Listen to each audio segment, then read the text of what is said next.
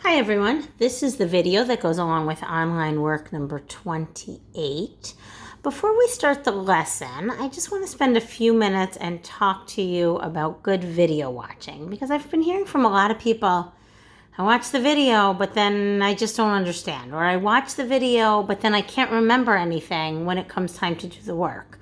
So I want you to think of the video like class, and I want you to think about the things that we do in class that helps you retain information. Things like taking notes, trying problems with me. I think those are good skills to use even when you're watching the video. Write down the things that I'm doing. Do the problems with me. If something doesn't make sense, rewind it and watch it again. Watch the video a couple times if you need to really try to understand and internalize what's going on. And of course I want to hear your questions, but I want you to realize you can't just watch the video and then think you're going to boom, have it. You have to write stuff down, especially formulas. We've been doing a lot of formulas and there's going to be a lot more to come.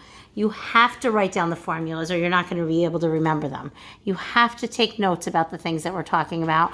And I would definitely try the problems with me while I'm doing them. So pause the video, try the problem, see if you got it right. If not, try it again, and see if that helps you kind of get a better understanding or remember what you're doing after the video is over. Today's lesson has some new vocabulary in it and some formulas, so I want you to make sure you're writing down all of these things. We're talking today about circumference, and the definition of circumference is the distance around a circle. Circumference is the distance around a circle. So in real life, you would use circumference if you wanted to put fencing around a circular garden, or trim around a pool, or if you were going to run a lap around a circular track and you wanted to know how long that lap is. Circumference is anytime you're going around a circle. So let's put circumference around this circle. Maybe that'll help you remember. Circumference goes around the circle. Now you need to know some terminology here.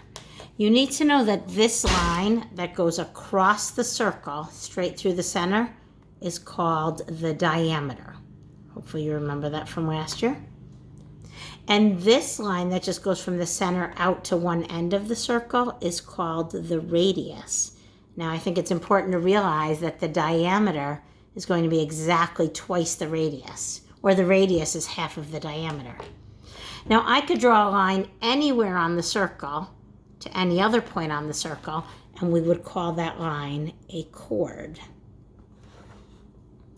Now, some things that you have to understand before we can get into how to find circumference.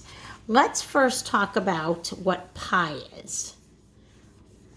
Last year, you should have learned that pi represents the number 3.141592654, and that decimal goes on forever. It doesn't ever end. It doesn't ever become a repeating decimal. It's called an irrational number because it goes on and on forever without becoming a repeating decimal.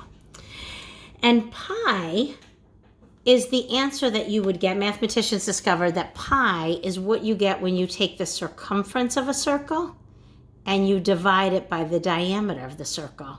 It would always give you pi, assuming you measured perfectly, which is almost impossible for us to do. But so here I have a glass. If I measured the circumference of the circle, so all the way around the circle, and then I measured the diameter of the circle, which goes straight across the bottom, and I divided them, the circumference divided by the diameter would give me pi. Oops, I should have drank the rest of my water before I tipped it upside down. So if the circumference divided by the diameter always gives you pi, then that means to get the circumference, we can multiply pi times the diameter. Write down that formula. That is the formula we're going to use to find circumference. Okay, let's do some problems together.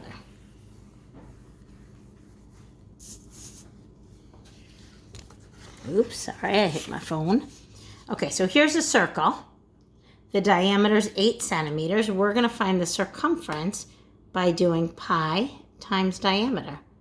So that's really just pi times 8. Now, I don't know what you did in 6th grade, if you actually multiplied pi by 8, like using a calculator or something. But in 7th grade and all the way up now through high school, your teachers are going to want you to leave your answer in terms of pi. So in other words, they're not going to want you to multiply that out. They're just going to want you to write that the answer is 8 pi. And we'll put a label on there of 8 pi centimeters. And that's all you have to do for the circumference. It's just pi times the diameter. Now, if we look at this one, the circumference is pi times diameter, and the diameter is 5. So this time it's just pi times 5, which really it wouldn't be wrong if you left it like that. It's just more common to write the number, the 5, before the pi symbol, and we call the circumference 5 pi inches. Now, of course, if you needed to buy fencing or pool trim, you can't go into Home Depot and tell them you need 5 pi feet of fencing. You'd have to actually multiply 5 by pi to get an answer. And you do have a pi button on your calculator, right? If you have one of mine, it's right here. And we'll look more at that tomorrow. Now, what happens if you're not given the diameter? If you're given the radius? We have 2 choices. We could realize here that if the radius is 2 feet, then the diameter would be double that. It's 2 feet here, 2 feet on the other side. And so the diameter would be 4 feet. You can't see that. So we can plug 4 in for the diameter and say the circumference is pi times 4, or 4 pi feet. There is another option, though, that sometimes people like. There's another formula you could use for circumference.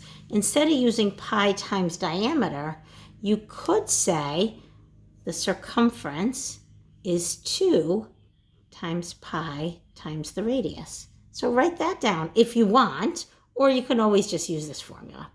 But if you like this one, then you can say circumference is 2 times pi times the radius, which is 2. You can multiply the 2 by the 2, and you can get 4 pi. Same answer. Either way, use whatever formula you like better. I tend to use this one, the circumference equals pi times diameter. I think it's easier. Okay, last one. So again, realize that 3 is not the diameter. That 3 is the radius. So if the radius is 3... do you know what the diameter would be? Hopefully you're realizing the diameter would be 6. So plug that in. So it's pi times 6, or 6 pi centimeters. If you like that other formula, circumference equals 2 times pi times radius, then you just plug the 3 in for the radius. 2 times pi times, oops, that's not a pi symbol. I have too many lines there. 2 times pi times 3. Do the 2 times 3, and you still get 6 pi centimeters. Now be careful here. Make sure you tell me the answer is 6 pi centimeters and not just 6. That doesn't mean the same thing.